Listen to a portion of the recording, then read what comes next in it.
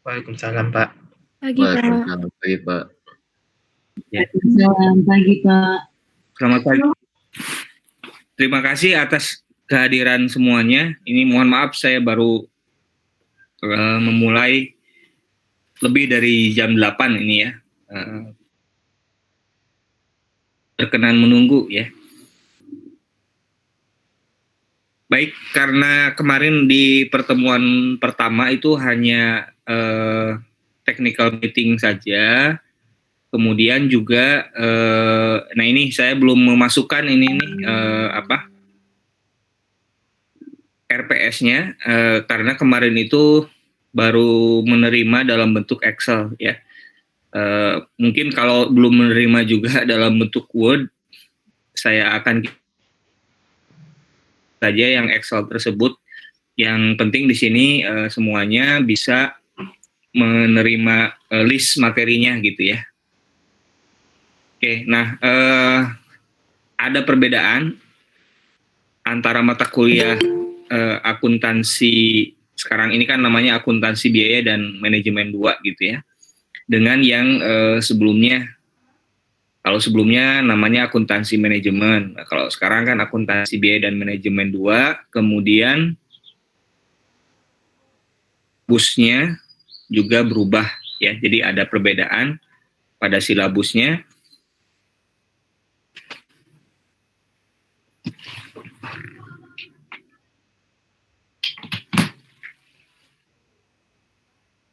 Oke, nah jadi untuk pertemuan pertama pada akuntansi biaya dan manajemen 2, materinya itu adalah tentang analisis cost, volume, dan profit ya.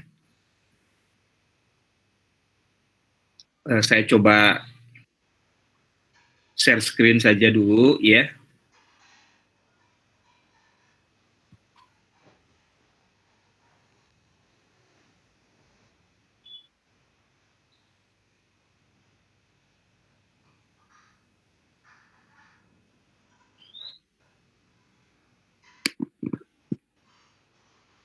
Oke, ini maaf terlihat nggak? Muncul nggak share screen-nya?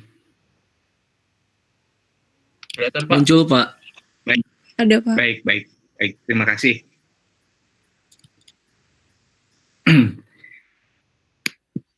Ya, jadi ada 3 hal yang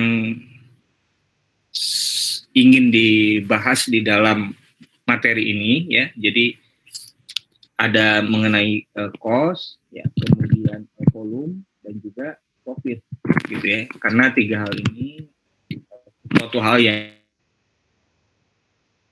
di dalam akuntansi manajemen itu berhubungan, ya. Artinya ujung-ujungnya sebetulnya korelasinya adalah ke bagaimana perencanaan dari profitabilitas, ya.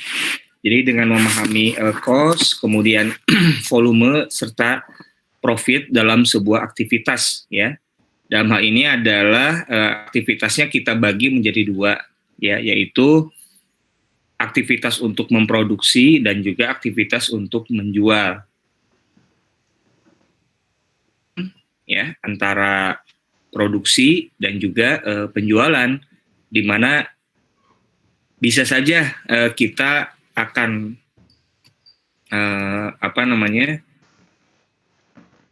memproduksi, tapi belum tentu kita sanggup menjualnya, ya.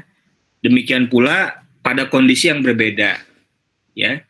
Jadi sebagai contoh misalkan begini, sebetulnya hubungan antara produksi dan penjualan ini sangat bergantung pada jenis market yang dihadapi, ya. Jadi pada perusahaan yang berada pada pasar persaingan sempurna, maka biasanya kemampuan produksi itu tidak diragukan lagi. Justru yang dipertanyakan adalah kemampuan menjual. Ya, jadi itu pada perusahaan yang berada dalam struktur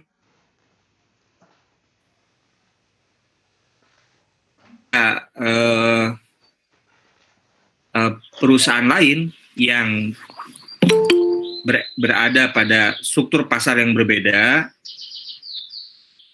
seperti misalnya pada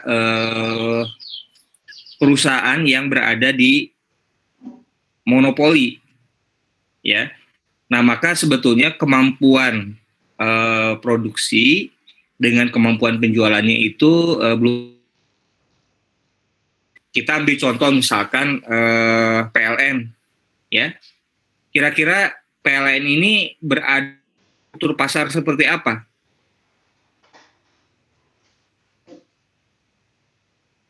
Monopolistik, Pak. Monopolistik, ya. Oke. Iya. Baik, terima kasih Brian, ya. Sebetulnya kalau kita belajar di PIE mikro atau apa ya, mikro atau makro ya, antara monopoli dengan monopolistik itu ada perbedaan gitu ya. Nah, kalau di dalam monopoli itu dia menjadi penguasa market ya, atau sebetulnya dia menjadi single provider lah, bisa dikatakan seperti itu, ya. Jadi apa yang dihadapi oleh PLN saat ini, ya, bahwa kemampuan produksi itu tidak sama dengan permintaan yang datang dari konsumen, ya.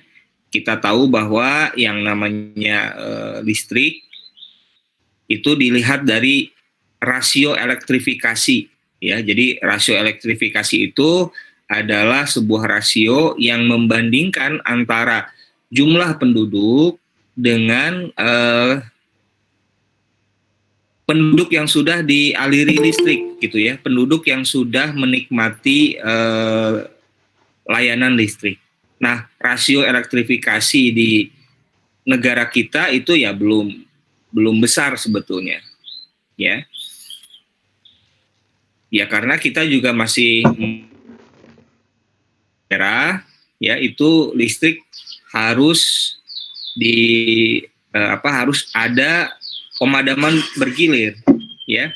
Karena apa? Karena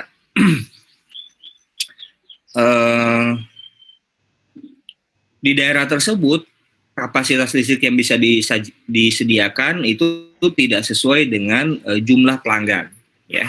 Nah, sekarang mungkin teman-teman ada yang bertanya gitu ya, kenapa misalkan perusahaan seperti PLN, karena tadi kita kaitannya berbicara dengan profit, ya, jadi ada cost, kemudian volume, dan juga profit, ya. Nah, mungkin teman-teman di sini ada yang bertanya gitu ya, kenapa dia sudah menjadi monopoli, ya, akan tetapi dia sering dikatakan rugi, ya. Sedangkan ada juga sebetulnya yang namanya monopoli itu sifatnya by nature. Ya. Ada yang bisa kasih contoh misalkan ya, monopoli yang by nature? Lagi siapa adanya? Ada Warina. Kalau operating system bisa nggak, Pak? Oh iya, silakan. Oh. Kayak misalkan Windows gitu kan ya, Pak. Jadi mau nggak mau kalau misalkan komputer itu pakainya terus, tapi walaupun sebenarnya Apple juga bisa ya, Pak, iOS Mac itu. Tapi kan kalau misalkan PC itu biasanya tuh kan si operating systemnya pasti Windows itu, Pak. Kalau gitu bisa nggak, by nature? Alhamdulillah ya, terima kasih banyak ini Ramadana Muhammad atas pemaparannya. Saya sangat menghargai ya, karena menjawab begitu banyak gitu, dan sebetulnya jawabannya juga sesuai dengan harapan saya gitu ya, bahwa contoh dari monopoli by nature itu betul sekali, contohnya adalah Microsoft, ya. Nah, yang tadi belum disebutkan sebetulnya dia monopoli by apa, ya. Mungkin ada yang lain, ada yang mau menjawab kalau Microsoft adalah monopoli by nature, maka PLN monopoli by apa? Pak, mau nambahin, bukan monopoli by nature itu pasar monopoli yang menggunakan sumber daya ya Pak ya, sumber daya alam kayak listrik gitu. PLN berarti monopoli by nature gitu. Oke, ya pendapat dari Raihan ini, monopoli by nature itu adalah monopoli yang menggunakan sumber daya alam. Oke, kita simpan dulu jawaban ini. Pertanyaannya, kalau tadi ada monopoli by nature, maka yang satunya lagi monopoli by apa? Mangga. Monopoli by license. Oh, oke. Wah, ini pinter-pinter ini, kelas ini hebat lah ya. Jadi betul ya jawabannya ya. Tadi concern daripada Raihan ya, bahwa kata Raihan yang namanya monopoli by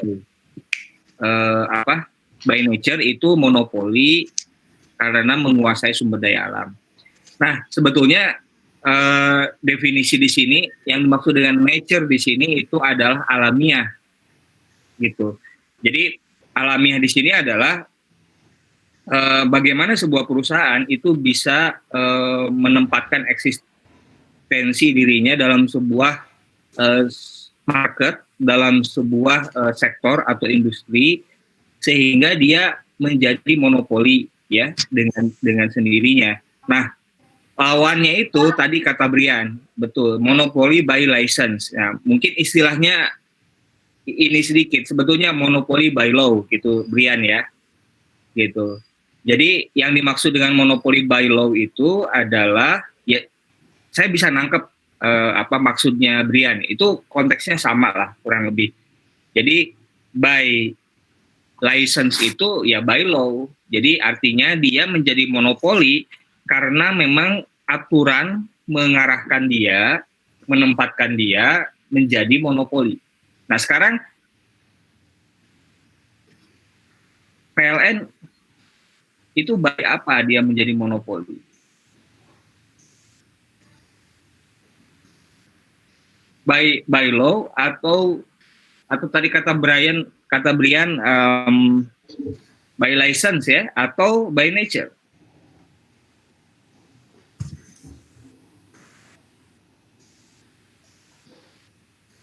By nature bisa nggak ya Pak? Soalnya kan dia kan yang tadi yang dibilang sama Raihan tadi berdasarkan alam. Ya, jadi pengertian di sini konteks dari monopoli by nature di sini adalah maksudnya secara alamiah. Artinya dia secara alamiah dia evolving ya. Jadi dia evolving, berjuang di dalam struktur market tersebut sehingga dia menjadi pemenang. Sehingga tadi kata Ramadana Muhammad ya, meskipun ada Apple misalkan, tapi tetap saja yang dominan di dalam struktur market dari operating system itu adalah Microsoft. Gitu.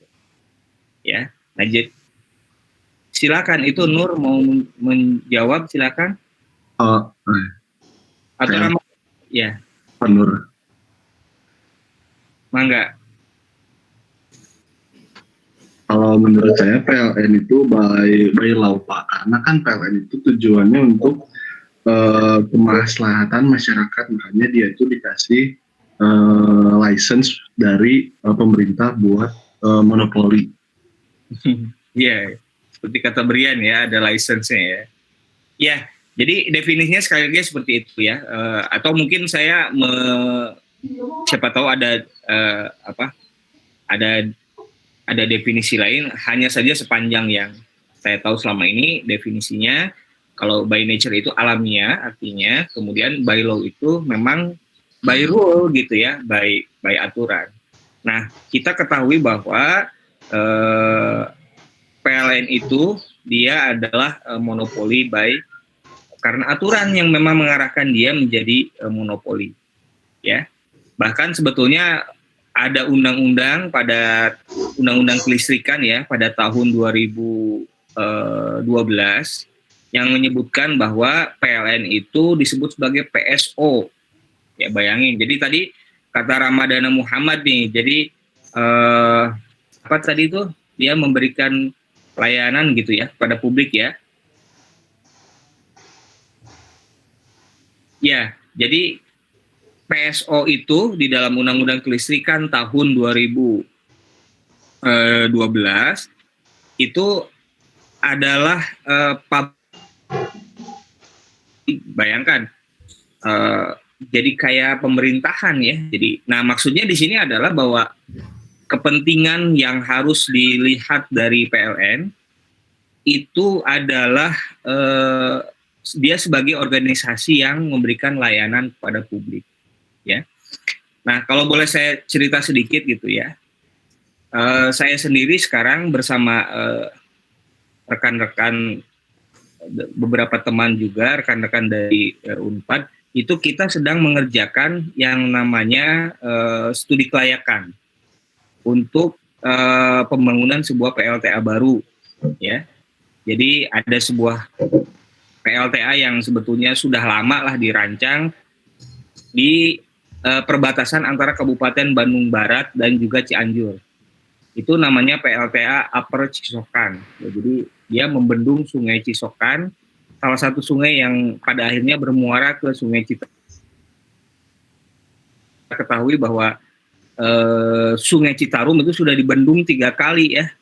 Ada Saguling, kemudian ada Cirata, kemudian ada Jatiluhur, ya. Dan ini adalah rencana berikutnya setelah tentunya yang namanya PLTA itu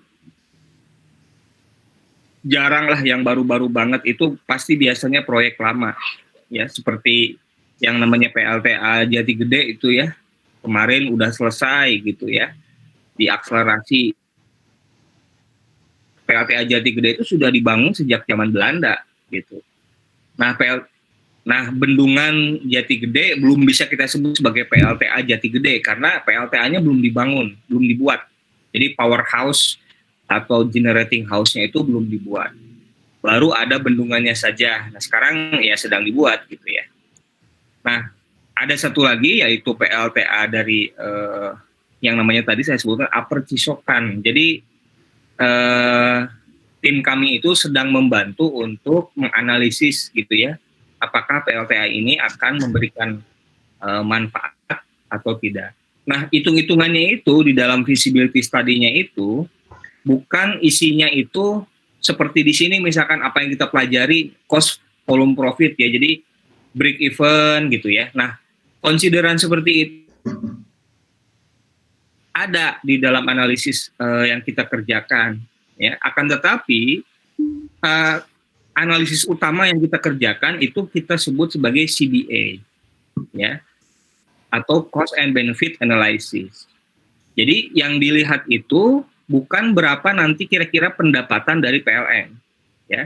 Akan tetapi ketika ada tambahan tenaga listrik yang bisa dihasilkan, karena ini rencananya cukup besar ya. Jadi di PLTA ini akan ada 4 generator dan masing-masing itu 260 megawatt sehingga total sekitar 1040 megawatt. Dan ini cukup besar di Jawa Barat ini karena sementara ini rekor terbesar dari PLTA di Jawa Barat itu Cirata 1000 megawatt, ya. Dan itu dibangun pada saat zaman Orde Baru gitu ya.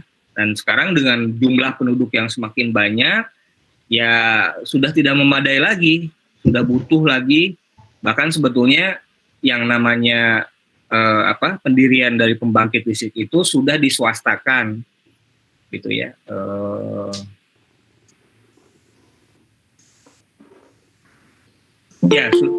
Sudah diswastakan artinya sebetulnya siapapun itu bisa membuat powerhouse ya atau pembangkit, kemudian nanti dijual kepada PLN, ya, sehingga PLN itu cukup rumit sebetulnya proses bisnisnya, meskipun tadi dia adalah monopoli by law, ya, karena dia sebetulnya tidak sanggup untuk menguasai ya semua investasinya, semua proses produksinya, sehingga beberapa di antaranya itu harus dilepas kepada pihak luar. Nah, di dalam analisis yang kami kerjakan itu namanya CBA, Cost and Benefit Analysis. Kami menghitung berdasarkan BCR, ya, jadi benefit to cost ratio.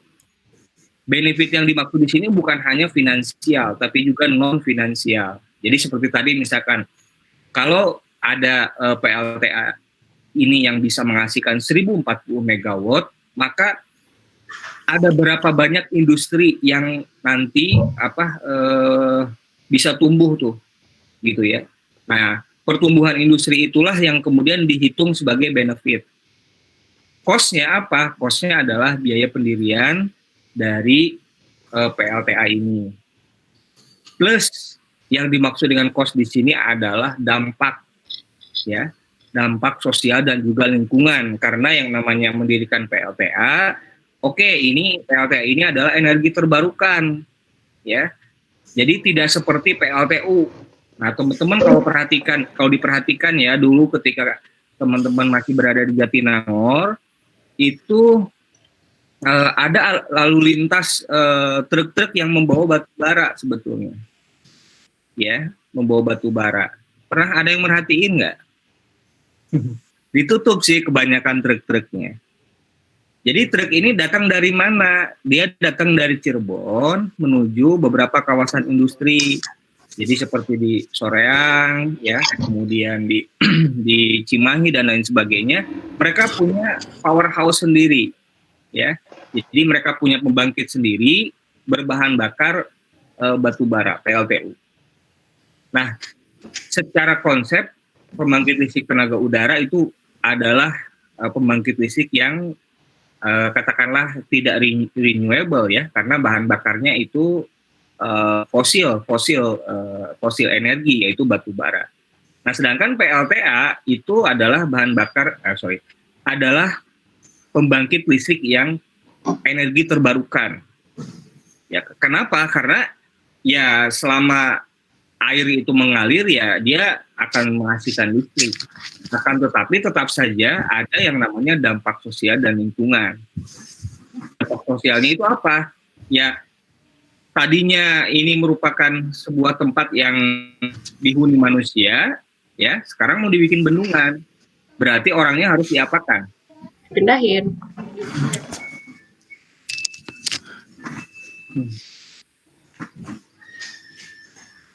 Ada yang mau bantu jawab? Orangnya harus diapakan? Ya. Ya? Silakan Nur. Direlokasi bukan Pak? Direlokasi, betul sekali Nur, gitu ya. Nah, kira-kira Nur mau nggak direlokasi? Kalau saya sih maksudnya ya susah juga sih Pak, maksudnya mungkin bisa jadi enggak juga, karena kayak untuk pindah dari, mungkin kalau misalnya orang yang udah lama tinggal di sana terus dari kecil di sana tuh susah banget buat pindah kayak gitu sih. Ya. Walaupun nantinya dikasih ganti rugi, dan mungkin ganti ruginya pun bisa jadi nggak terlalu sebanding gitu.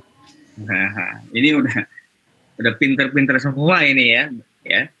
Betul sekali ya apa yang disampaikan oleh Nur tadi ya. Jadi kami gitu ya bersama teman, kan kita sifatnya hanya membantu ya, artinya saya dan teman-teman itu hanya mengassist ya PLN di dalam seluruh proses ini. Ya, jadi pengerjaan dari relokasi yang tadi kata Nur itu disebutkan itu sudah dikerjakan sejak tahun 2011 ya. Jadi ada satu dokumen juga yang kami kerjakan sebagai bagian dari tadi yang namanya CBA ya, atau Cost and Benefit Analysis.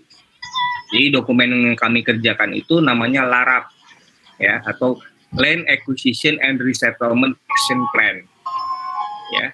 Jadi land acquisition, nah berarti land acquisition itu bagaimana kita akan mengakuisisi tanah ya, karena tadi luas dari dua bendungan ini ya, rencananya bendungannya ada dua loh untuk di Upper Tisokan ini, jadi menggunakan teknologi pumped storage ya. Jadi ada bendungan upper, ada bendungan lower ya.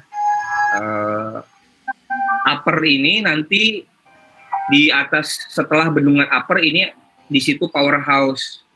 Nah, air yang sudah menggerakkan turbin ya, kemudian dia akan dikumpulkan tuh di lower dam, ya. Jadi lower dam ini yang paling besar sebetulnya. Nah, setelah dikumpulkan kembali, nanti airnya dipompa lagi ke ke upper dam tadi, gitu.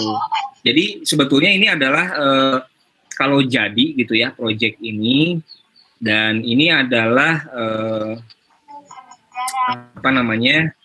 proyek kami yang ini proyek pertama sebetulnya, proyek pertama di Indonesia kalau sampai ini tembus gitu ya. Kalau ini sampai tembus itu adalah proyek pertama yang menggunakan teknologi ini, teknologi pumped storage ini. Ya, jadi dia sifatnya akan terus berulang, ya. Jadi kapan dia akan ini akan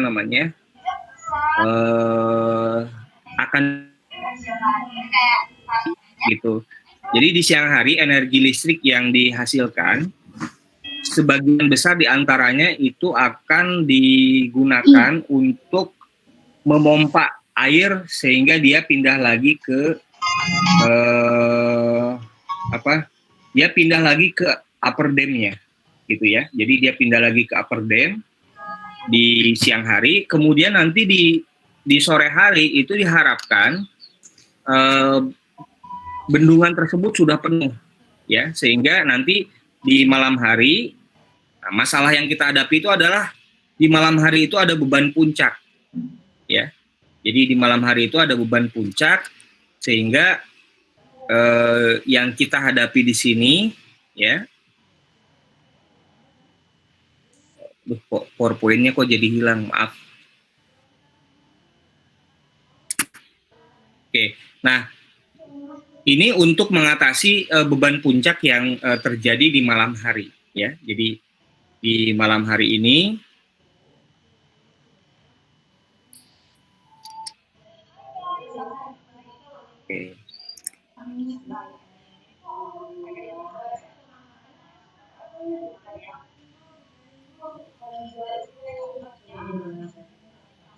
Oke. Nah, jadi begitu ceritanya ya. Air yang sudah terkumpul di bawah kemudian dipompa ke atas ya. Nah, sehingga ini ya sebetulnya di teknologi ini dirancang ketika kita dihadapkan pada sumber air yang tidak terlalu besar debitnya.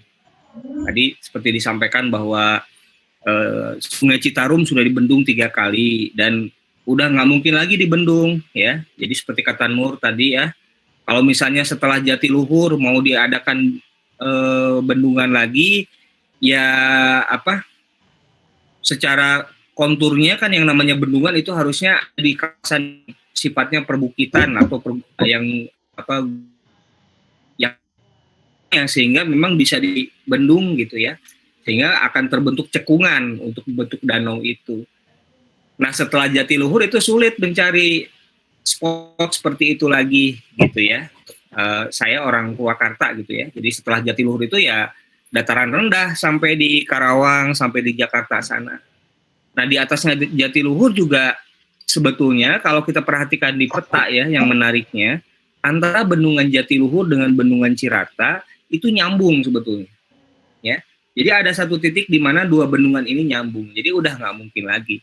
Nah, oleh karena itu dibuatlah bendungan yang menggunakan aliran sungai yang lebih kecil. Jadi nama sungainya Sungai Cisokan ini dia tidak terlalu besar, tidak tidak seperti Citarum lah yang sungainya itu sangat besar gitu ya.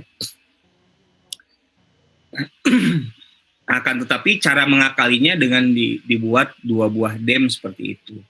Dan di kawasan Cisokan ini ya, kalau kita mau sampai di lokasi di mana rencana bendungan ini akan didirikan, terakhir saya ke sana itu pada bulan Maret tahun ini gitu ya. Lumayan jauh itu ya. Jadi masuknya itu dari Bendungan Saguling itu kalau kita mau ke Cianjur setelah Cipatat ya, Padalarang ya, Cipatat. Nah, itu nanti ada belokan menuju ke Danau Saguling ya. Nah, masuknya itu dari situ. Dari situ menuju ke lokasi itu masih butuh waktu sekitar 1,5 jam, ya. Nah, jadi lumayan jauh dan itu adalah kawasan perbukitan yang merupakan perbatasan antara Kabupaten Bandung Barat dan juga Kabupaten Cianjur, ya. Nah, jadi kami tadi mengerjakan CBA, ya, Cost and Benefit Analysis. Dan di antara cost-nya itu selain biaya dari pendirian bendungan itu sendiri, juga tadi biaya bagaimana sih sebetulnya dampak sosial dan lingkungan. Secara sosial tadi kita sudah bahas, kita harus melakukan LARAP, Land Acquisition and Resettlement Action Plan. Nah, kata Nur tadi itu relokasi itu resettlement, ya, jadi memungkinkan kembali orang. Dan bukan hanya orang sebetulnya, ya, bukan hanya masyarakat, tapi kelompok masyarakat, karena yang namanya bendungan itu luasnya ya lumayan gitu ya. Jadi kelompok masyarakat kita pindahkan, ya, bagaimana struktur masyarakatnya itu dia sudah membentuk komunitas dan kita pindahkan itu bagaimana nih ketika kita pindahkan, apakah kita akan pindahkan ke tempat yang sama sehingga mereka membentuk struktur neighborhood yang sama, atau kalau nggak ketemu tempat untuk mindahin supaya mereka bisa bareng-bareng lagi, kalau mencar-bencar gimana? Mereka mau nggak gitu? Nah, masalahnya kan di tempat yang lama itu orang sudah punya penghidupan, sudah punya mata pencaharian. Nah, sekarang kalau di tempat yang baru bisa nggak dia menghasilkan, ya, struktur mata pencaharian yang sama. Nah, ini tidak mudah nih, makanya kita mengerjakan ini sejak tahun 2011 sampai sekarang belum selesai-selesai, ya. Nah, itu baru dampak sosial, ya. Nah, sekarang yang menarik itu dampak lingkungan, juga menarik, ya. Di lokasi tersebut, ya, di upper dam sama lower dam tersebut, ini sudah ada jurnalnya nih, kapan-kapan kalau teman-teman ada yang berminat gitu ya, siapa tahu mencari ide juga nanti buat mengerjakan skripsi. Dan skripsi dengan area seperti ini namanya skripsi pada area akuntansi sosial dan lingkungan, ya, atau sustainability accounting, akuntansi keberlanjutan. Jadi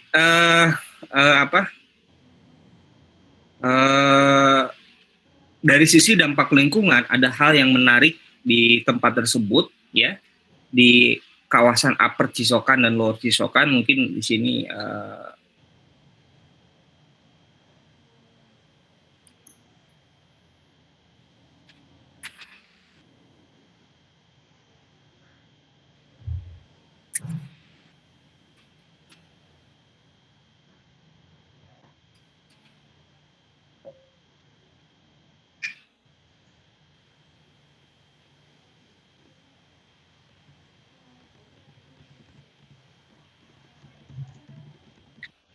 oke, nah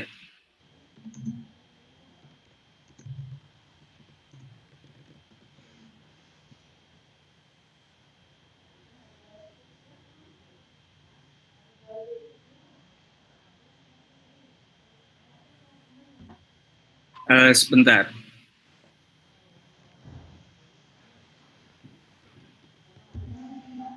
Nah, ini dia lokasinya, ya.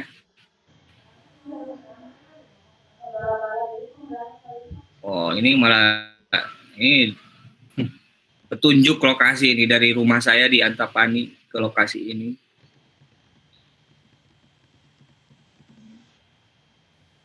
Nah, ini lokasinya ada di sini nih.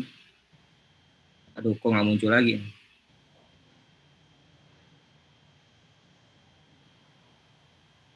Oh, ini renderingnya agak lambat. Nah, di sini lokasinya, ya. Kok nggak muncul?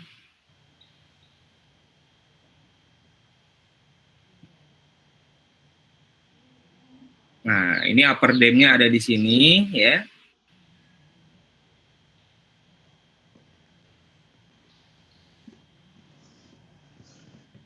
Jadi untuk upper dam ini dia masih masuk ke Bandung Barat, ya. Sedangkan nanti ada lower dam-nya di sini di bawah, itu masuk ke Cianjur, ya.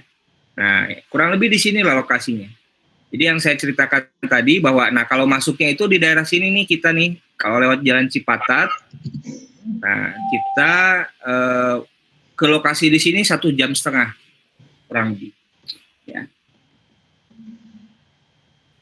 Nah, jadi yang menarik di sini dampak selain tadi dampak sosial juga ada dampak lingkungan, ya. Jadi pada lokasi tersebut terdapat 3 jenis ya fauna yang kalau di dalam kategorisasi dari PBB itu ada yang namanya IUCN Red List. Jadi IUCN Red List itu adalah list dari hewan-hewan yang tergolong sebagai critically endangered ya. Jadi di situ ada surili. Ya, jadi surili itu semacam jadi surili itu monyet gitu ya.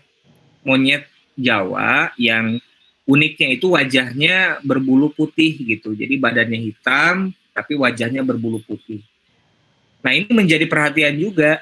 Jangan sampai tadi seperti kata Nur gitu ya, kalau manusia saja harus dipindahkan secara baik-baik gitu ya, apakah di tempat yang baru itu akan betah atau tidak ya. Begitupun dengan ini fauna ini gitu ya. Jadi dia juga harus dipindahkan, direlokasi gitu. Nah, kemudian ada juga yang namanya terenggiling ya. Nah, ini nih terenggiling nih yang disinyalir katanya hewan yang menyebabkan zoonosis ya, sehingga terenggiling ini kan hewan yang diperdagangkan di pasar basah di kota Wuhan yang disinyalir di dalam badan terenggiling ini itu terdapat satu varian dari coronavirus ya. Jadi bukan hanya virus SARS yang pertama, tapi coronavirus ini juga variannya ataupun spesiesnya itu banyak sekali, dan diantaranya itu ditularkan lewat secara zoonosis itu lewat hewan yang namanya terenggiling ini. Dan sayangnya di orang-orang di pasar Wuhan itu senang memakan dari hewan-hewan yang justru sudah mengandung bawaan coronavirus seperti terenggiling. Salah satunya dipasok dari kawasan ini ya gitu. Nah, kemudian yang menarik sebetulnya yang ketiga itu ada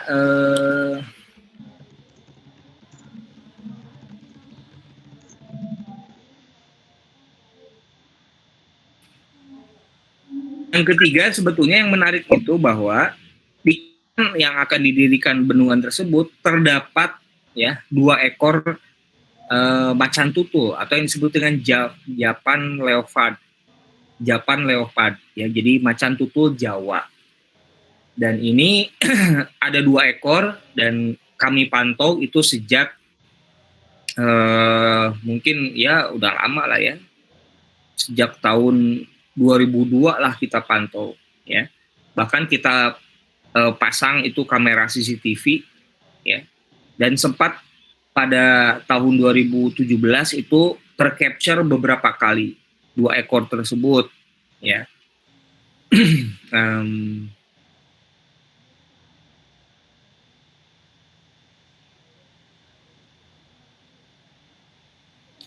Nah, sebetulnya kalau teman-teman tertarik dengan cerita yang saya sampaikan ini gitu ya, teman-teman bisa mengakses nih di website ini ya.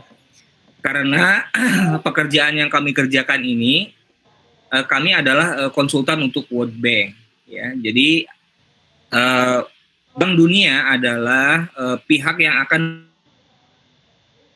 ini pembangunan dari Upper Dam ini, dari bendungan Upper Cisokan ini. Dan ini dokumennya bisa diakses secara publik. Nah, ini dia environmental assessment ya. Kelihatan nggak ini PDF-nya ini? Halo?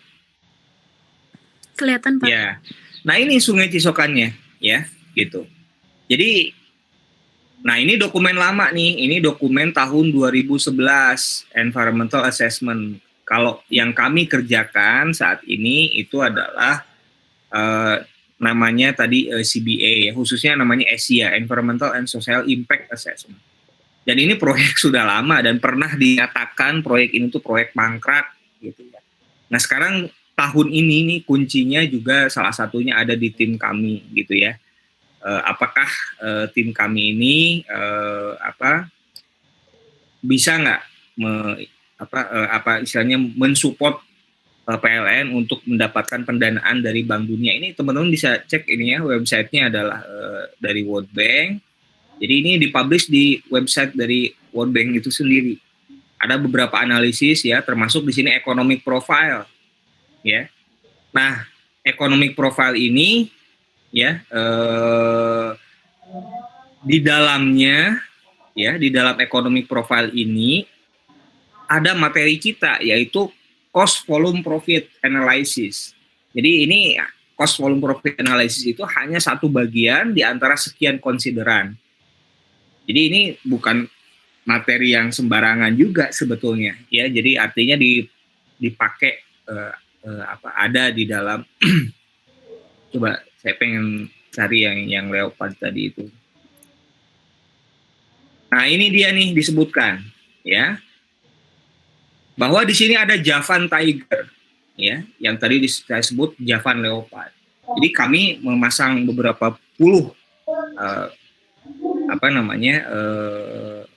kamera ya, dan bentar saya cari. Ada dokumennya sudah dipublikasikan.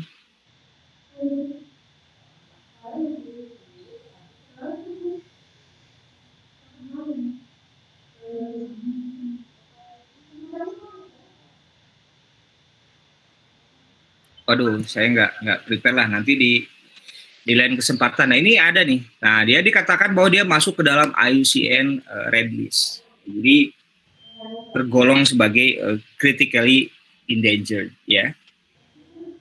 Nah di sini ada pangolin tuh disebutkan. Pangolin itu kan ini ya terenggiling ya. Jadi another endangered mammal katanya. Nah berada di hydropower dan transmission. Nah ini benar-benar tidak mudah nih. Kalau saja bagaimana mekanisme atau strategi dari relokasi dari fauna-fauna ini tidak bisa diterima logiknya oleh pihak World Bank, maka pendanaan sebesar 680 juta dolar dari World Bank ini tidak akan di-approve ya, gara-gara urusan hewan-hewan ini gitu ya. Ya oleh karena itu ya mereka komprehensif sekali konsiderannya gitu ya. Jadi terkait dengan biodiversity. Jadi barangkali teman-teman ada yang berminat untuk meneliti ini ya, untuk skripsi saya bisa membantu lah gitu ya. Artinya karena saya terlibat di dalam proyek ini, ada beberapa data yang sifatnya sudah publik nih seperti ini ada di website ya. Jadi ini bisa diteliti gitu, dan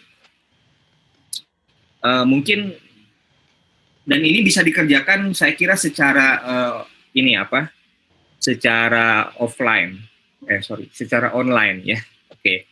Jadi nah ini kan kalian mungkin dalam 2 tahun ke depan ya harus mengerjakan skripsi.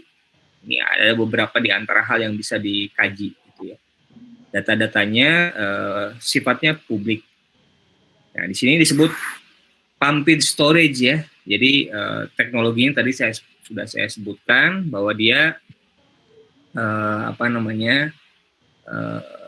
dia ini ada 2 bendungan ya. Oke ya, kita kembali ke PowerPoint kita gitu ya.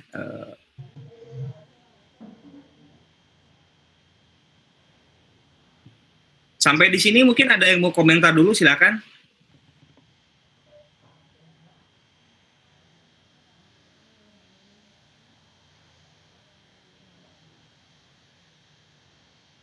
Saya izin mengambil minum sebentar.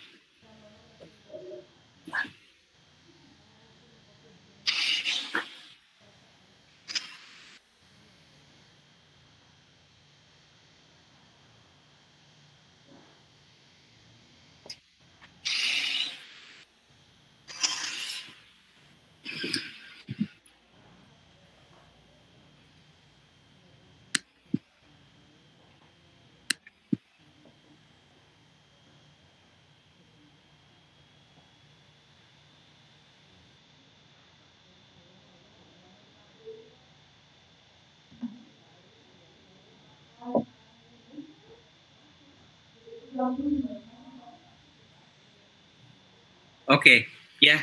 Jadi konteks kita itu adalah bagaimana ya biaya itu berperilaku. Ya. Jadi, nah ukuran-ukuran dari penggunaan biaya itu disebut sebagai cost driver atau pemicu biaya. Ya. Nah, kalau kita lihat di sini, ya. Nah, di sini ada hubungan ya antara cost dan juga dengan pemicunya. Ini saya kira sudah kita bahas di dalam akuntansi biaya ya. Dan seperti pada pertemuan sebelumnya kita technical meeting itu kita membahas bagaimana sebaiknya yang namanya biaya itu idealnya kita arahkan untuk menjadi variabel gitu ya. Nah, di sini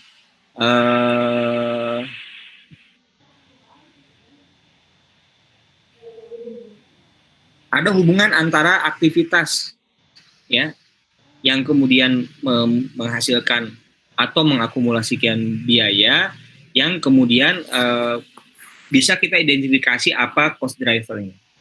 Jadi seperti misalkan di sini kita punya biaya labor, maka cost drivernya itu adalah labor hours ya. Kemudian supervisory salaries, maka cost drivernya itu adalah number of people yang disupervisi.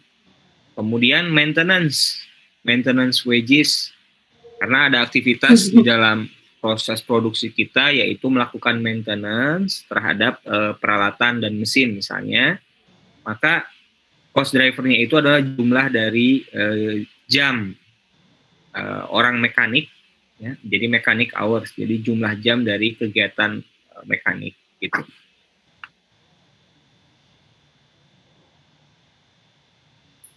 Nah, kemudian depresiasi, meskipun dalam kenyataannya itu depresiasi itu seringkali menggunakan pendekatan dijadikan fix ya, tapi jumlah mesin hours itu kalau kita mau menghitung depresiasi itu sebagai biaya variabel itu bisa kita lakukan. Kemudian kalau energi ya, contohnya misalkan adalah energi listrik, maka cost drivernya itu kilowatt hours ya. Nah, dalam hal ini sangat penting untuk bisa mengidentifikasi cost driver ya. Dalam hal ini akan membantu manajer untuk dapat memahami perilaku biaya ya.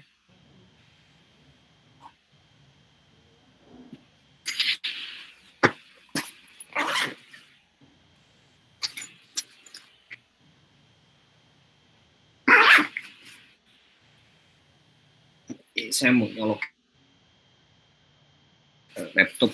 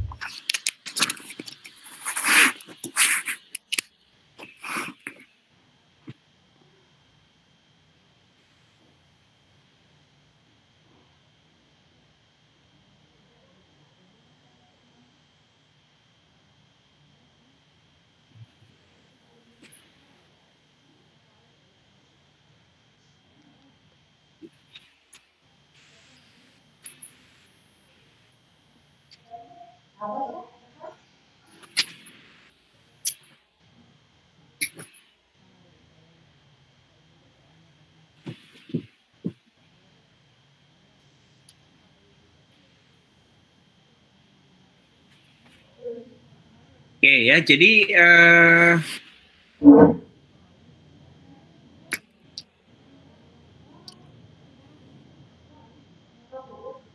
nah ini kita sudah mempelajari ya. Jadi di dalam apa namanya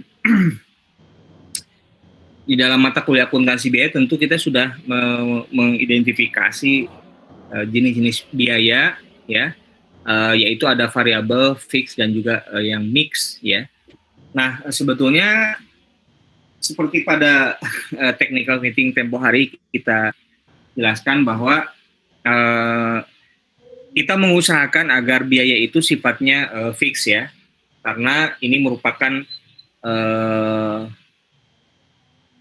sesuatu yang akan mendatangkan benefit bagi perusahaan, bahwa kalau biaya itu bisa kita rancang menjadi fix, maka kalau biaya itu bisa kita arahkan menjadi variabel ya, maka pengendaliannya akan lebih mudah ya. Nah, sedangkan apabila terlalu banyak biaya yang sifatnya fix ya, maka ini akan akan sulit untuk kita kendalikan, karena biaya yang fix itu tidak berhubungan dengan volume aktivitas ya. Meskipun organisasi itu berkurang ya volume aktivitasnya, si komponen biayanya dia tidak turun ya gitu. Nah, itu kelemahan dari biaya yang fix. Oke. Nah, jadi biaya variabel itu ketika terjadi perubahan pada cost drivernya, maka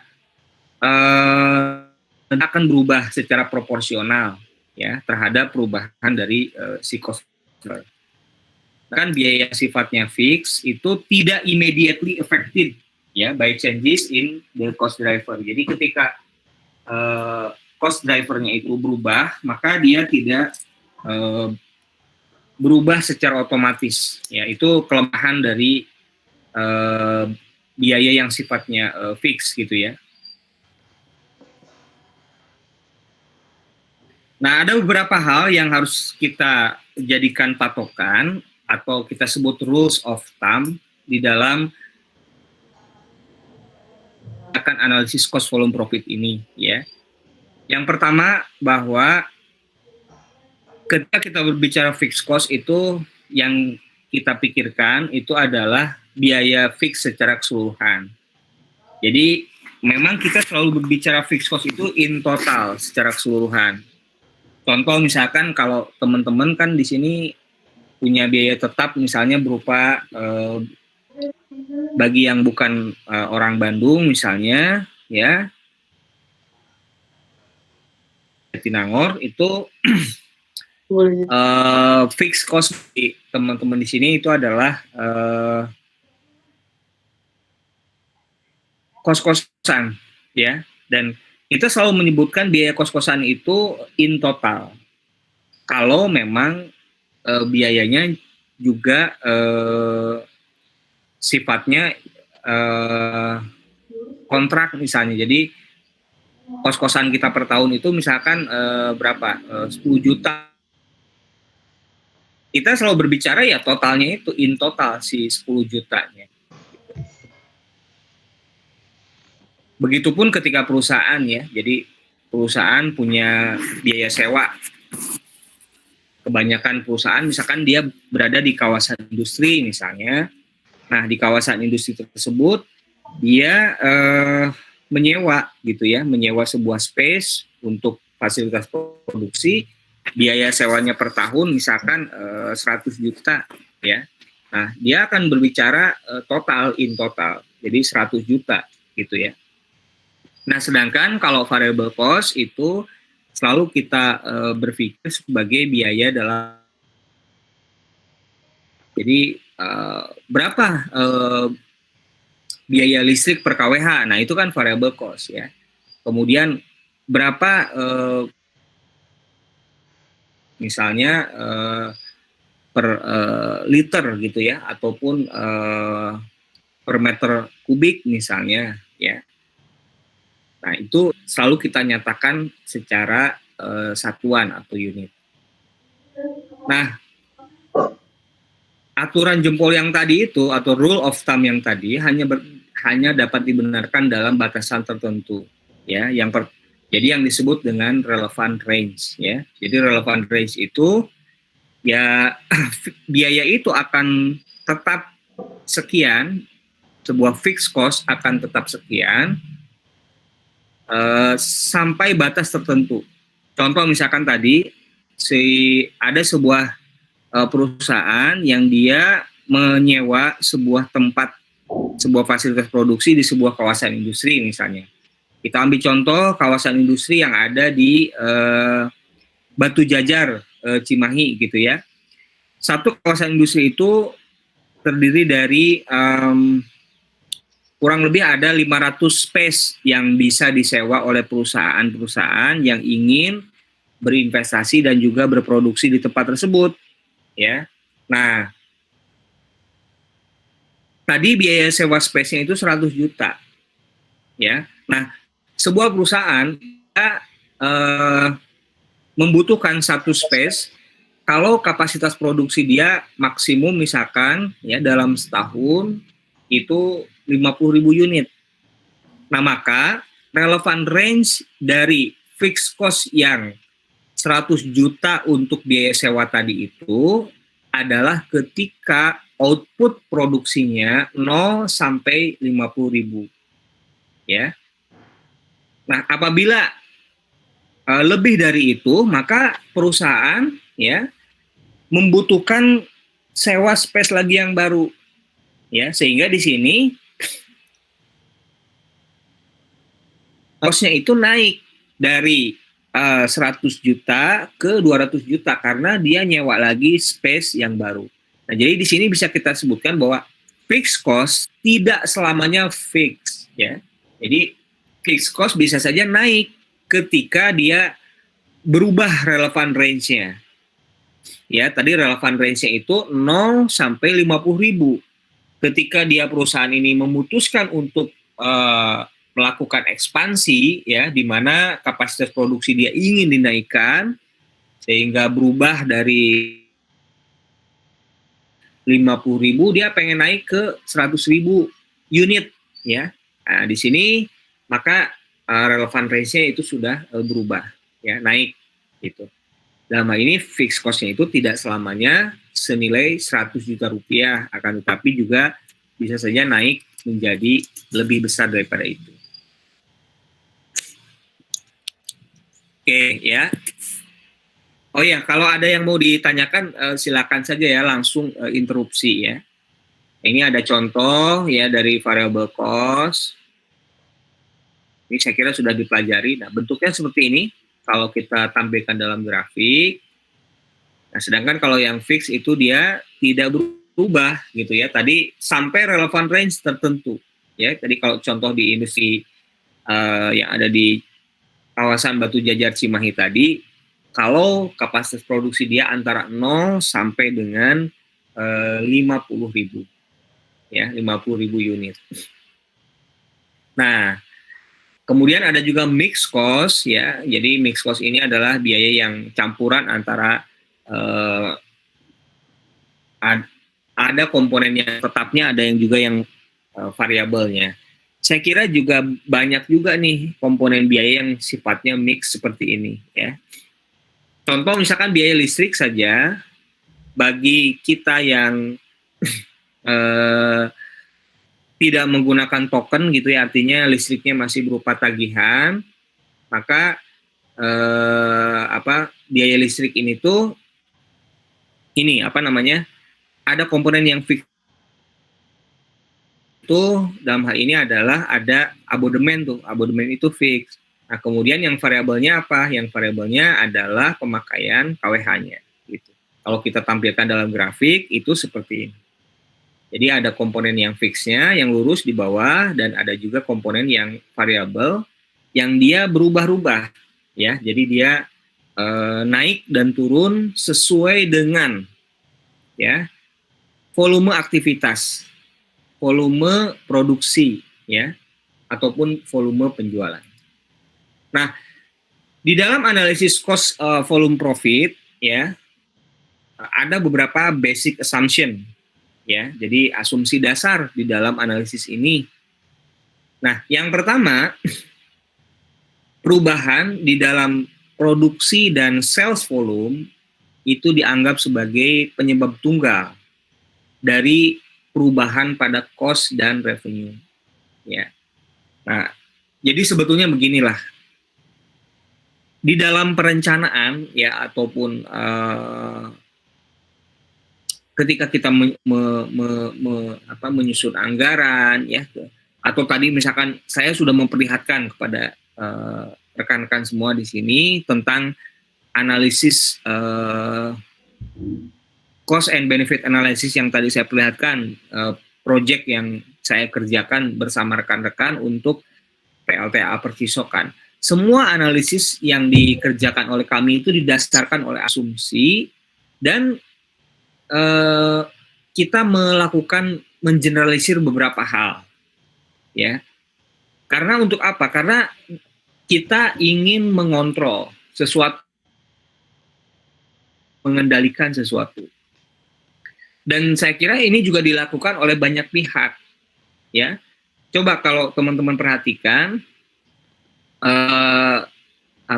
teman-teman kita orang ekonomi misalnya, itu mereka mengenal ada yang disebut dengan istilah ceteris paribus. Apa yang dimaksud dengan ceteris paribus? Coba, ada yang bisa menjelaskan nggak?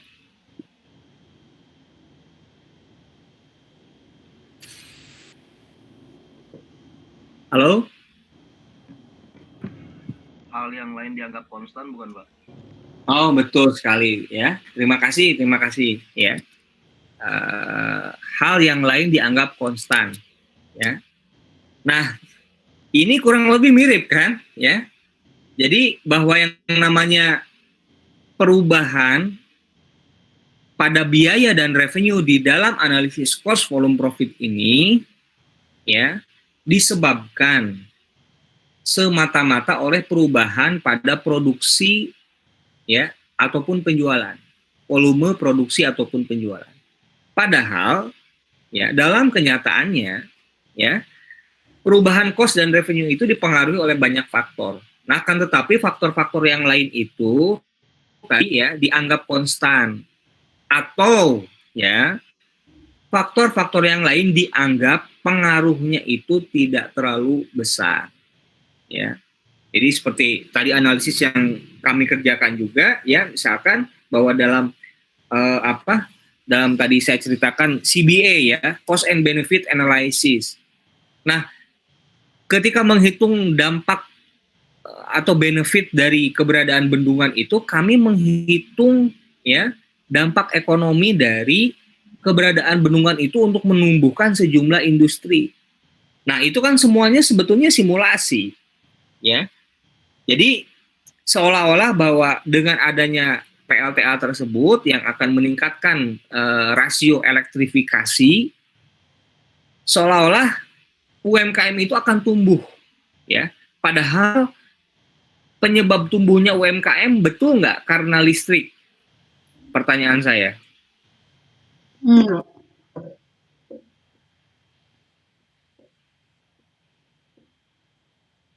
Bisa. Silakan dijawab. Jadi di suatu kawasan ini nih ada kelompok masyarakat kreatif misalnya, dan dia kalau dikasih listrik dia akan naik produktivitasnya, betul nggak?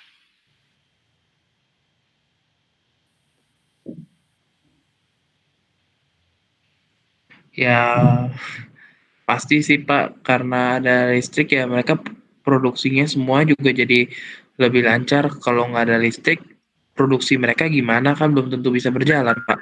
Apalagi kan zaman sekarang, semua dikerjakannya sama mesin. Kalau manual mau kapan beresnya Pak? Oke, ya. Nah, kan apa yang menjadi dasar kita ya gitu. Jadi di dalam analisis itu ya disebutkan bahwa ada sekian region yang akan teraliri listrik dan nanti akan naik produktivitasnya. Nah, itu kan kita menganggap bahwa seperti halnya pernyataan di dalam PPT ini bahwa so cost ya. Nah, kita juga menganggap bahwa naiknya produktivitas UMKM itu ya penyebab tunggalnya karena rasio elektrifikasi yang meningkat. Nah, sebetulnya kan tidak begitu sebetulnya, gitu ya. Nah, oleh karena itu saya di sini hanya ingin menjelaskan bahwa setiap analisis yang kita kerjakan ya itu mengandung kelemahan. Ya, sebagaimana kembali lagi ke diri kita sendiri sebagai manusia juga penuh dengan kelemahan. Begitupun dengan analisis yang kita kerjakan. Nah, ini CVV saya kira kita lihat di sini ada asumsi yang kita gunakan. Sedangkan tadi saya analisis CBA tadi ya, cost and benefit analysis yang saya kerjakan juga mengandung kelemahan. Kelemahannya adalah menganggap bahwa yang meningkatkan produktivitas UMKM itu adalah karena adanya listrik gitu ya. Nah, saya kira kan ini tidak sepenuhnya benar gitu ya. Tidak sepenuhnya bahwa itulah yang menyebabkan kenaikan dari produktivitas UMKM tersebut. Jadi itu maksud saya gitu ya. Yang perlu kita sadari barangkali ya. Nah, kemudian yang kedua ya, bahwa total cost ya atau jumlah biaya itu terdiri dari fixed cost dan variable cost.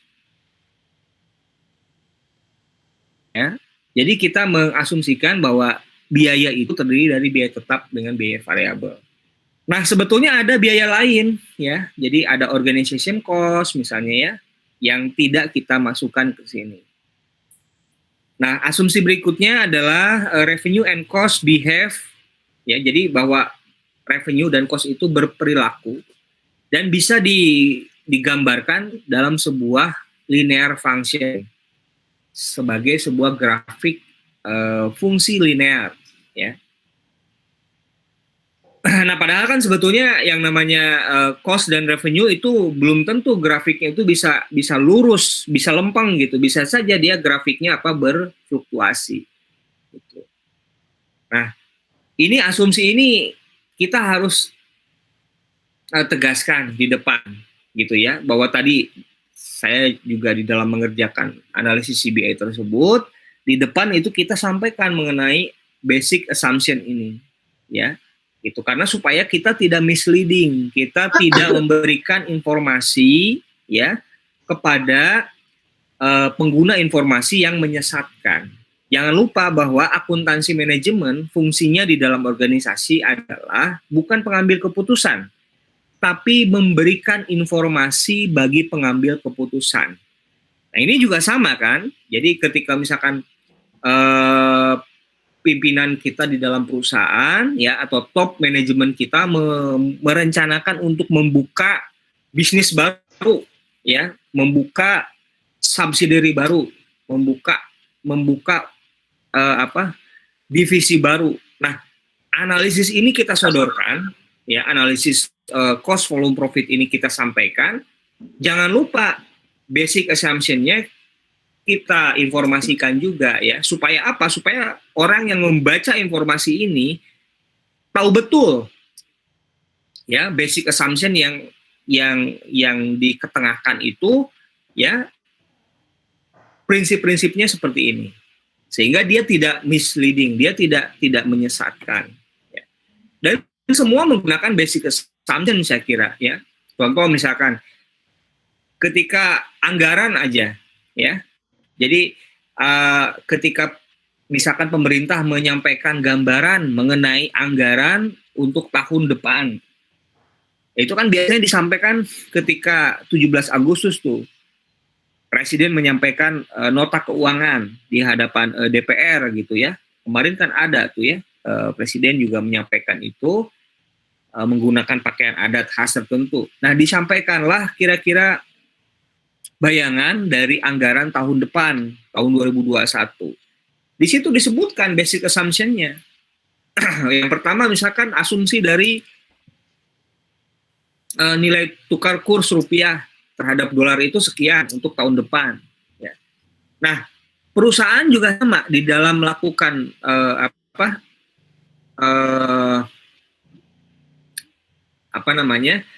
di dalam melakukan cost volume profit analysis ini juga ada asumsi mengenai hal-hal makro seperti itu ya. Contoh misalkan di sini selling price variable cost ya itu dianggap konstan, time value of money itu diabaikan. Artinya apa? Time value of money diabaikan, ada yang tahu nggak maksudnya? Apa yang dimaksud dengan time value of money?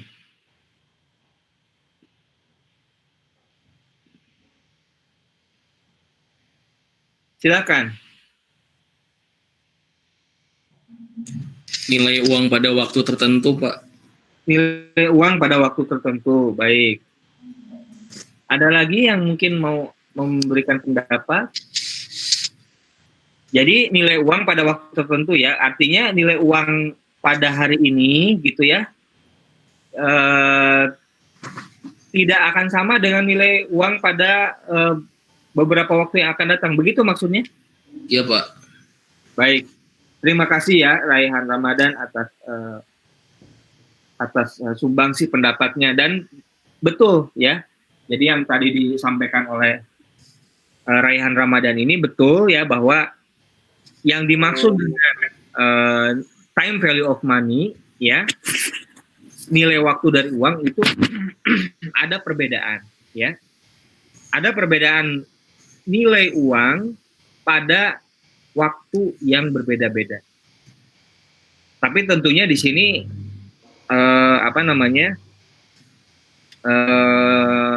waktunya tidak pendek ya, artinya waktunya bisa mencapai sekian puluh tahun ke depan. Kalau nilai uang hari ini dengan nilai uang minggu depan ya saya kira masih sama gitu ya. Tapi nilai uang hari ini dengan tahun depan, nah itu mungkin berbeda gitu ya. Kenapa? Karena analisis dari cost volume profit ini akan melibatkan waktu sampai beberapa tahun ke depan. Ya. Salah satu ujung dari analisis cost volume profit ini kan analisis BEP, ya. Nah, orang kan suka tanya, mau bikin pom bensin katanya, pom bensin BEP-nya di tahun keberapa? Kan pertanyaannya langsung begitu ya. Ya kan, ada yang menjawab, oh BEP-nya kalau di daerah sini, ya karena di sini daerah rame nih, gitu ya. Banyak pengunjung yang lewat nanti, BEP-nya udah tahun kelima udah BEP gitu. Tapi kalau di tempat lain, ya kita mendirikan pom bensin, itu BEP-nya di tahun ke-10. Nah, maka investor apa? Mundur gitu ya, dia akan memilih untuk di tempat yang BEP-nya lebih cepat gitu. Kemudian kalau mau buka ini nih, misalkan kita mau beli mau beli franchise-nya dari warung abnormal misalnya, ya. Nah, kalau lokasinya di sini, gitu ya, kira-kira BEP-nya akan berapa lama, gitu. Nah, itu kan ditanyakan, ya, gitu. Jadi dalam hal ini time value of money, ya, atau interest itu diabaikan. Nah, sebetulnya yang dimaksud di sini adalah asumsi inflasi, ya. Jadi bahwa karena tadi kata Raihan ya, uang itu berubah nilainya ya, itu dikarenakan adanya inflasi. Dan ini juga sama saya kira ketika akan menyampaikan apapun lah yang menyangkut dimensi waktu yang cukup panjang ke depan, itu pagar berupa basic assumption ini di antara yang disampaikannya itu tadi misalkan ini loh asumsinya nilai tukar kurs rupiah terhadap dolar sekian, asumsi tingkat inflasi sekian, ya. Nah, sehingga misalkan tadi yang saya sampaikan dalam menyampaikan nota keuangan ya, Presiden menyampaikan bahwa ini loh APBN kita untuk tahun 2021 ya. Kemudian Presiden juga menyampaikan tingkat pertumbuhan ekonomi kita misalkan akan berapa persen gitu ya. Gitu. Itu kan disampaikan tuh asumsi-asumsinya seperti itu. Nah, di dalam ini juga sama gitu ya. Nah, mungkin juga sebetulnya kalau di dalam basic assumption ini ya, kalau memang ibaratnya si COVID-19 ini berpengaruh cukup signifikan, akan menambah juga ke sini nih ya, sebagai salah satu basic assumption, karena dia akan, kalau dia bisa merubah secara total ya tatanan dari struktur perekonomian dan lain-lain ya. Kalau tidak ya mungkin kita balik lagi ke kondisi yang seperti biasanya gitu. Kalau sekarang kan saya kira faktor ini juga cukup penting ya. siapa sekarang orang yang akan membuka suatu investasi baru atau bisnis baru, tapi tanpa mempertimbangkan faktor dari COVID-19 ini, gitu ya. Jadi seperti ketika kita sampaikan bahwa tahun 2021 ekonomi kita ingin tumbuh 5%, ya jangan lupa bahwa kita akan tumbuh 5% itu bukan dari 0% berangkatnya, gitu. Atau dari biasanya kan kita tumbuh 3%, 4%. Kalau kita mentargetkan 7% itu, ya berarti kenaikannya itu adalah sekitar misalkan dari 4% ke 7%, yaitu 3%. Nah kalau sekarang naiknya kan dari minus, ya, karena pada ambil contoh misalkan statistik ekonomi yang diumumkan oleh BPS pada kuartal kedua tahun 2020 itu disampaikan bahwa pertumbuhan agregat dari ekonomi Indonesia atau GDP dari ekonomi Indonesia itu minus, ya, minus berapa persen itu? 7,32%, 5,32% ya. Nah, jadi kalau tahun depan kita punya target, misalkan ekonomi ingin tumbuh 7%, nilai pertumbuhannya 7%, ya berarti sebetulnya bukan dari 0 ya, tapi dari minus 5,32. Nah, itu pun kalau berangkat dari kuartal kedua tahun 2020 ini. Nggak tahu nanti kuartal ketiga keluarnya berapa, gitu. Kita lihat saja, gitu ya. Kita lihat saja nanti mungkin statistiknya akan keluar pada bulan Oktober, ya. Silakan teman-teman juga memperhatikan, ya. Jadi dalam kondisi sekarang ini, ya kita meskipun orang accounting ya, memperhatikan parameter-parameter economics juga saya kira tidak ada salahnya, karena ini akan menjadi menjadi kerangka bagi kita untuk pengambilan keputusan di dalam tindakan yang akan kita lakukan, ya. Gitu. Jadi termasuk saya kira di dalam basic assumption dari CVV analysis ini juga berpengaruh, ya, kondisi dari makroekonomi yang terdegradasi akibat adanya hal-hal seperti ini, gitu ya.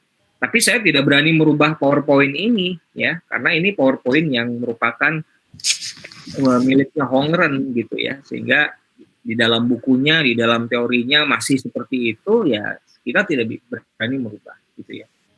Jadi di sini dikatakan misalkan time value of money, ya, itu diabaikan. Ya maksudnya di sini yang dimaksud itu adalah inflasi sebetulnya. Nah, inflasi itu sebetulnya harusnya dipertimbangkan, gitu ya.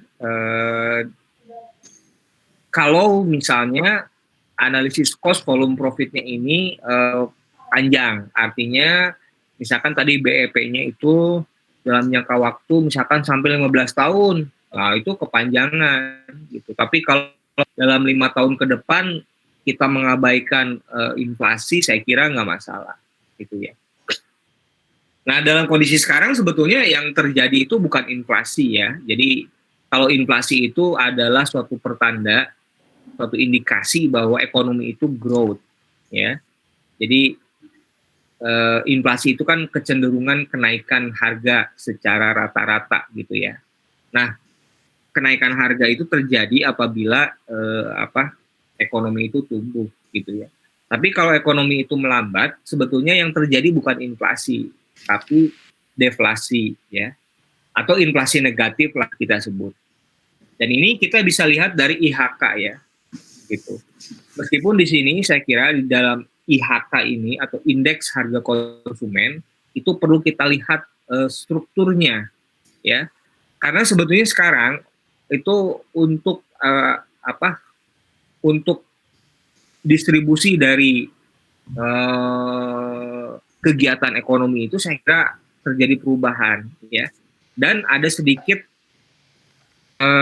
shifting, ya. Kita melihat misalkan ketika kita mengamati indeks harga konsumen yang turun, ya, pertanyaannya adalah bagaimana dengan transaksi digital pada kuartal kedua tahun 2020, ya, transaksi online itu mencapai angka 55 triliun, ya. Itu saya kira suatu hal yang harus diperhitungkan, ya.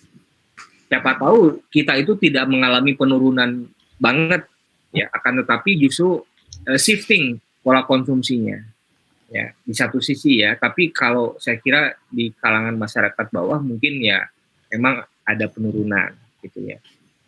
Tapi di kalangan masyarakat tertentu sebetulnya mungkin tidak terjadi penurunan, tapi terjadi shifting, ya. Jadi transaksinya berubah dan ini tidak terdeteksi masalahnya, ya. Jadi kalau transaksi fisik kita bisa mendeteksi, akan tapi kalau transaksi yang online itu tidak terdeteksi, dan di Indonesia belum ada digital taxation, itu masalahnya.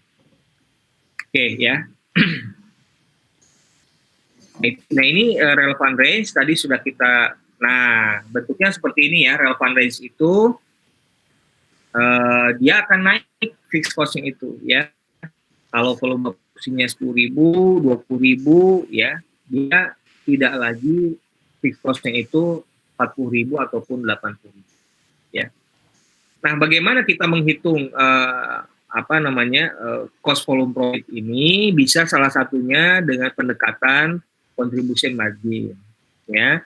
Jadi yang maksud dengan contribution margin itu adalah sales dikurangi variable cost, ya. Sedangkan contribution margin per unit itu adalah selling price atau harga jual dikurangi dengan variable cost per unit. Nah, kita hitung CMR-nya atau contribution margin ratio-nya, ya. Jadi contribution margin per unit, ya, dibagi dengan selling price. Nah, kita dapatkan rumus seperti ini, ya, bahwa yang ingin kita cari di dalam analisis cost volume profit di sini adalah yang pertama tadi itu titik BEP, ya. Jadi titik BEP itu satu titik di mana total cost itu sama dengan total revenue, ya. Nah, apakah maksud kita berbisnis atau kita melakukan suatu perencanaan produksi ini bahwa kita akan berbisnis pada level di mana kita mencapai BEP? Tentunya tidak, ya. Itu kalau BEP itu tadi total revenue dan total cost. Akan tapi maksud kita adalah sebetulnya kalau kita sudah mengetahui pada kuantitas berapa kita mendapatkan titik impas, maka tujuan kita adalah kita harus bisa menjual, ya, lebih besar daripada kuantitas BEP itu. Itu maksudnya, gitu ya. Sehingga di dalam analisis cost volume profit ini kita juga akan membuat analisis perencanaan laba, ya. Nah, kalau dibuatkan grafik ini penampakannya kurang lebih seperti ini, ya. Jadi pada fixed cost sebesar 2.000, ya, di sini titik impas itu tercapai ketika unit yang terjual itu nilainya 25 unit. Nah, maka di sini pada area yang sebelum kita bisa mampu menjual sebanyak 25, ini disebut sebagai loss area. Nah, sedangkan yang di sini ini adalah profit area, ya. Karena di sini yang ini kan grafik dari total revenue nih, ya. Kemudian yang ini adalah grafik dari total cost. Setelah titik BEP, maka di sini total revenue grafiknya ini itu di atas grafik dari total cost. Dan total cost itu makin ke sini itu akan semakin melandai, kurvanya itu akan semakin melandai dan mungkin akan flattening, ya. Kenapa dia akan melandai kurva dari cost? Karena terjadi learning curve di dalam sebuah organisasi. Jadi kita semakin lama atau sebuah operasi bisnis, sebuah proses produksi semakin lama itu akan semakin cerdas, ya. Ada learning curve, ya. Jadi kita belajar dari kesalahan, kita memperbaiki kesalahan, kita tidak mengulangi kesalahan yang sama, ya. Sehingga proses produksi itu makin lama makin efisien. Nah, jadi dalam jangka panjang, ya, si kurva yang ini, kurva biaya itu akan lama kelamaan itu akan sebetulnya melandai, Jadi dia tidak akan terus menanjak sebetulnya, tapi akan melandai seiring tadi adanya proses ada learning curve juga gitu ya. Jadi ada proses pembelajaran juga di dalam proses produksi sehingga lama kelamaan dia akan lebih baik. Gitu.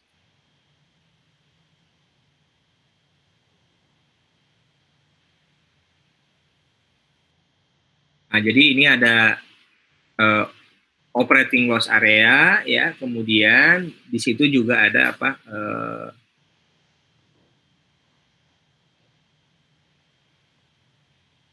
ya operating loss area ya.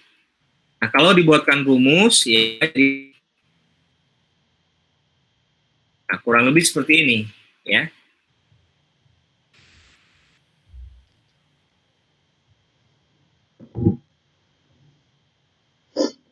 Sedangkan kalau kita pertimbangkan mengenai income tax-nya, ya, bahwa operating income itu sama dengan net income after tax ya atau NI dibagi dengan 1 dikurangi tax rate, ya. Nah, kemudian kita juga bisa mengerjakan sensitivity analysis, ya. Jadi sensitivity analysis itu adalah sesuatu dalam rangka kita menjawab what if gitu ya. Jadi what if itu artinya what happens, apa yang akan terjadi kepada profit, kepada keuntungan apabila gitu kan. Jadi ada penyebabnya macam-macam di dalam sensitivity analysis ini. Yang pertama, selling price changes ya. Jadi apa yang akan terjadi terhadap profit kalau ya harga jual itu berubah. Yang kedua, volume changes ya. Kalau volume penjualan itu berubah. Kaget. Dan yang ketiga, kalau cost structure itu berubah ya. Jadi variable cost per unit changes ya. Atau fixed cost changes. Ya.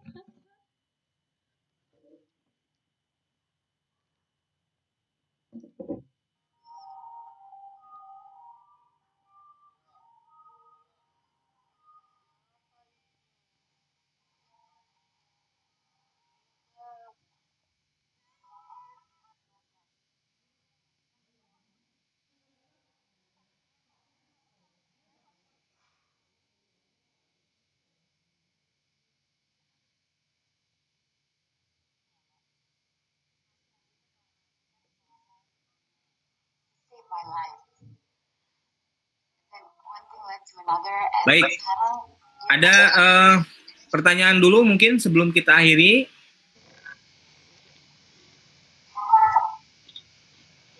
Ya, oke. Mungkin setelah ini kalian juga ada mata kuliah berikutnya pada sesi kedua. Meskipun ini belum jam 10, kita cukupkan dulu untuk pertemuan sekarang, ya. Jangan lupa untuk mengecek Google Classroom. Nanti akan saya sampaikan ada mungkin materi kuliah, ya, kemudian juga silabus dan juga mini assignment, ya. Saya kira sampai di situ dulu, ya, sampai di sini dulu untuk pertemuan sekarang. Kita ketemu lagi minggu depan. Terima kasih atas kehadiran semuanya dan juga tadi tanya jawab dan juga diskusinya, ya. Tetap semangat untuk teman-teman semua, tetap sehat, jaga kesehatan, ya, stay safe, ya. Kita ketemu lagi minggu depan. Terima kasih. Assalamualaikum warahmatullahi wabarakatuh. Waalaikumsalam. Terima kasih, Pak. Terima kasih, Pak. Terima kasih, Pak.